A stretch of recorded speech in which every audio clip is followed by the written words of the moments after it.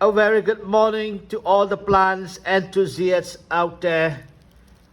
I hope this video will find you strong, healthy, happy, and enjoying your life as a gardener. All right, in front of me, it's a Philodendron Hederaceum variegated. You can see the leaves are pretty much variegated here. All right, this is towards the end of the vine, or a top cutting if I am to trim it off around here. Let me just turn this plant around. It's time for either repotting or a trim. A trim means propagation. All right, check out the leaves. It's very well variegated, though the older leaves are a bit more subdued in its variegation. That means the variegation has kind of like the colors has gotten down and has sunken in, and it is not that so-called a shiny or into your eyes or into your face kind of a variegation. But of course, the later ones, these leaves, which are of the later ones or the newer ones, are really bright. The variegation are really bright and shiny and into your face. I have this for a couple of weeks, sorry, and I have placed or hung this pot. All right, I have a hanger and I hung it on a pole outside my balcony. It gets a couple of hours of sun each day, maybe 2-3 hours of the western sun, a bit hot. I get it shielded a little bit on the side of the wall. But I'm going to repot this in just a little while. Check out the leaves again. I am really, in the sense, tempted to propagate this by cutting the vine off and using some of it as propagation. Right, you can see how big it is and how long it is. Right. Well, I'm also waiting for it to branch off at some of these nodes here. And sometimes you will get two vine coming up from one node. That would be a multiplication or doubling of this plant. It has not done so yet, but it may soon, of all philodendrons, small leaf, hard-leaved philodendrons.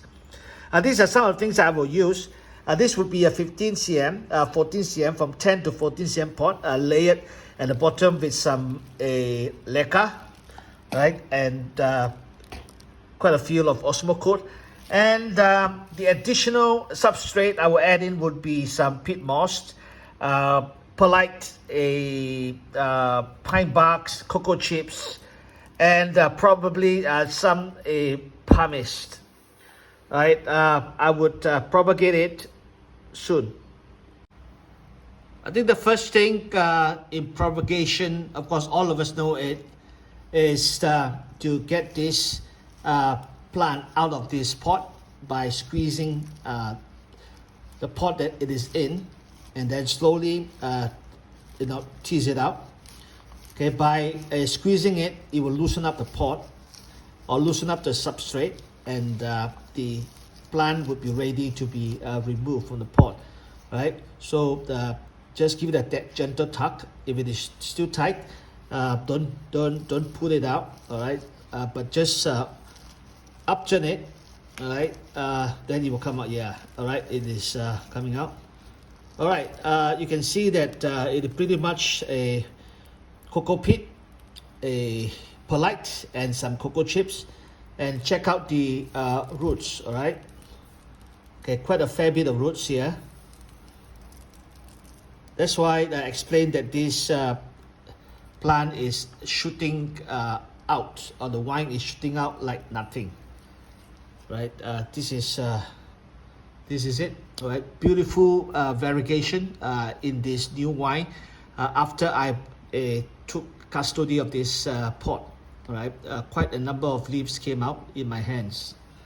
All right, I'm going to place this into a new pot, a 14 cm pot. I'm going to lay this here gently. All right, this is what I'm going to put inside. Okay, just make sure that it is yes, enough of a base, just about a third through, and then a liberal amount of osmo coat, and then this will go in. All right, just settle it down right in the middle. I don't intend to give it a pull, but just let it wind around, because philodendrons, small leaf, as it winds, the leaves can go larger. You don't need a pull to get the leaves larger. All right, so now this is almost there. So what I do is I'm going to fill up the gap, all right, with more substrates.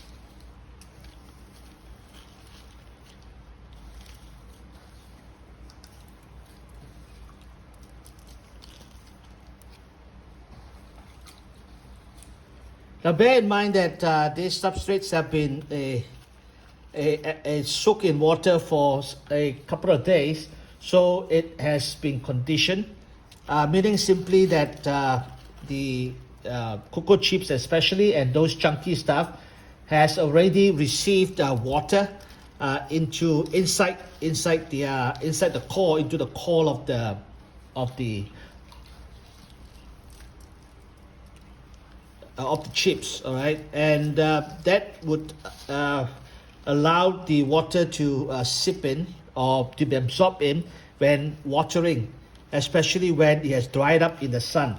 Right, in the tropical weather, this can dry up pretty fast. Okay, so compact it just a little bit. All right, just make sure that more substrate has gone in. Right, okay, so more need to be done. All right, just squeeze it in, later I'm going to put this in hanger, and it will go back to its previous location. All right, it's quite settled. So what I do is, when it's under the hanger, or when I put the hanger in, I'm going to tie this wine onto the hanger. All right.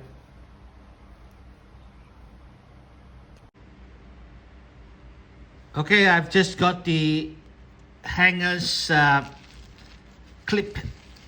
All right, the 3 straps has been clipped onto the 14 cm pot at about 120 degrees from each other. Right, that's how it is. Right, this is the hanger. Right, and this is where I Velcro tie some of the wines onto these straps. Right, make full use of this hanger. Right, and there's a wandering tip of the wine would grow further, and I can assure you the leaves will get bigger, even though you may not have given it a pull.